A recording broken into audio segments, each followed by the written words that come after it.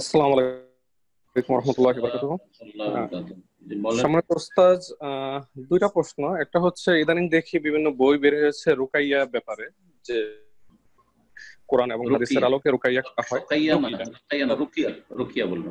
রুকিয়া, রুকিয়া হ্যাঁ। মানে হচ্ছে ঝাড়ফুঁক করা, রুকিয়া মানে হচ্ছে ঝাড়ফুঁক। এ ব্যাপারে শরীয়তের দৃষ্টিভঙ্গিটা কি ছিল? আরেকটা প্রশ্ন করবো আর কি, সেই ব্যাপারে বলার পর। রাসূলুল্লাহ সাল্লাল্লাহু আলাইহি ওয়াসাল্লাম বলছে লা বাসা বির রুকা মা লাম ইয়াকুন শিরকান, ঝাড়ফুঁকে কোনো অসুবিধা নাই, শর্ত হচ্ছে শিরক মুক্ত হইতে হবে। শিরকি কথা দিয়ে যেন ঝাড়ফুঁক না হয়, আর বোধগম্য যেন হয়। কারণ যখনই এমন কোন বাক্য পাঠ করছে গুনগুন করে যেটা বোধগম্য না বা বোঝা যাচ্ছে না কি পড়ছে, তার মানে দালমে কালা, এখানে ভেজাল আছে। এই জন্য ওলামারা এই দুটো শর্ত লাগিয়েছেন। একটা হচ্ছে যে শিরক যেন না থাকে, অর্থ যদি বুঝছেন তো শিরক না থাকে, আর বোধগম্য হয় এমন কোন বাক্য না, মন্ত্রতন্ত্র না হয় যে কোন ভাষায় বলছে গুনগান করে অথবা জোরে বলছে কিন্তু কিছুই বুঝছেন না, এইরকম বাক্য দিয়ে হবে না। তাহলে যেই বাক্য দিয়ে আপনি ঝাড়ফুঁক করবেন সেই বাক্যের অর্থ জানা থাকতে হবে, যাতে শিরক না থাকে, গুমরাহি না থাকে, আর বোধগম্য হয়। আর অসুবিধা নেই। সবচাইতে উত্তম রুকিয়া হচ্ছে কোরআনের আয়াত দিয়ে এবং রাসূলুল্লাহ সাল্লাল্লাহু আলাইহি সাল্লামের হাদিসের দোয়ায়ে মাসুরা দিয়ে। আর এমনিও যদি নিজের ভাষা দিয়ে কেউ রুকিয়া করে, এটা আপনারা অনেকে জানেন না, কিন্তু ধরেন কোনো একজন ভাই কোনো দোয়া জানে না, আর অসুস্থ আছে কেউ, আল্লাহ তুমি আমার এই ছেলেটাকে শেফা দান করো, আর তারপরে ফুক ফুক দিল, রুকিয়া করলো, কোনো অসুবিধা নেই, জায়েজ আছে। কারণ আল্লাহ তুমি শেফা দান করো এর অর্থ বোধগম্য, জানা আছে। কিন্তু কেউ যদি এমন কোন বাক্য বলে যেটা আর অর্থ বোঝা যাচ্ছে না, তাহলে এটা জায়েজ নাই। তাহলে সেখানে সন্দেহ আছে যে শিরক কুফরি কিছু লুকায়িত আছে।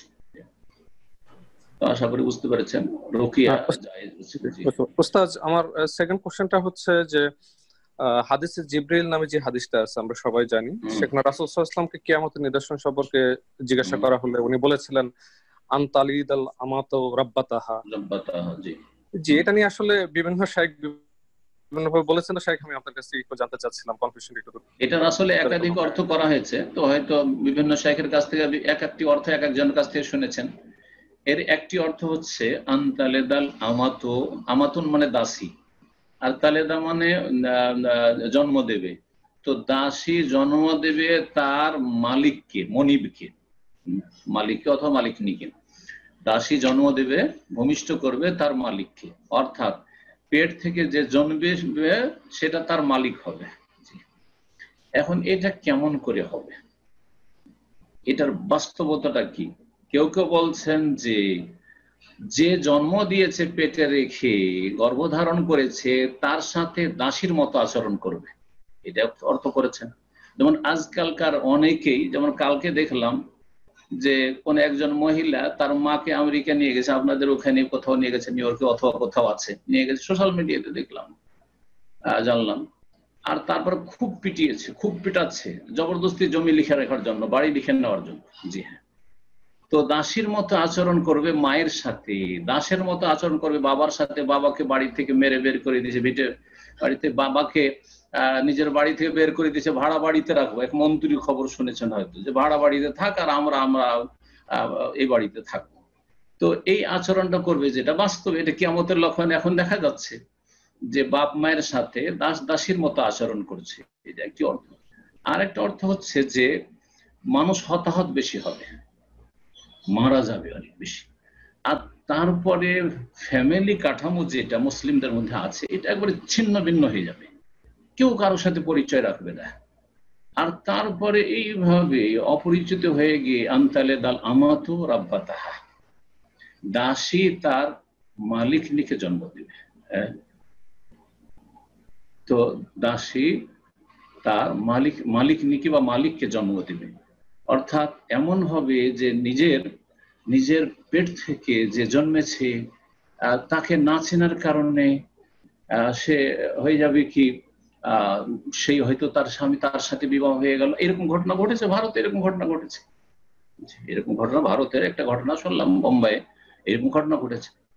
আর তারপরে আপনার সেই স্বামী স্বামী হচ্ছে যেহেতু বা বাড়ির বা পরিবারের নেতা, তো দাসী মালিককে জন্ম দিবে।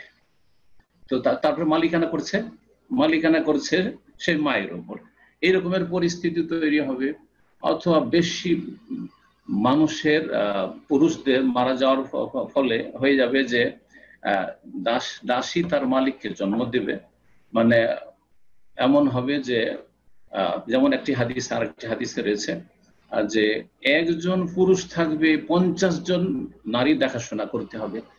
তো এইরকম হয়ে গিয়ে দেখা যাবে যে যে মালিকানা করছে সে হচ্ছে সেই পরিবারের সবচেয়ে ছোট, হ্যাঁ, সে মালিকানা করছে।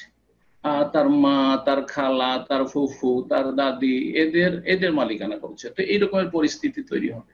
ফিতনা ফাসাদের যুগে যখন অনেক মানুষরা মারা যায়, যখন যুদ্ধ হয় তখন পুরুষরাই বেশি মারা যায় মহিলাদের তুলনায়। তো এই পরিস্থিতিগুলি হবে। তো বিভিন্ন এই ব্যাখ্যাগুলি ভাষ্যকাররা করেছেন এই হাদিসের। এক কথায় কিয়ামত যখন কাছে আসবে তখন এইরকমটা হবে, যেভাবে হোক না কেন। জি।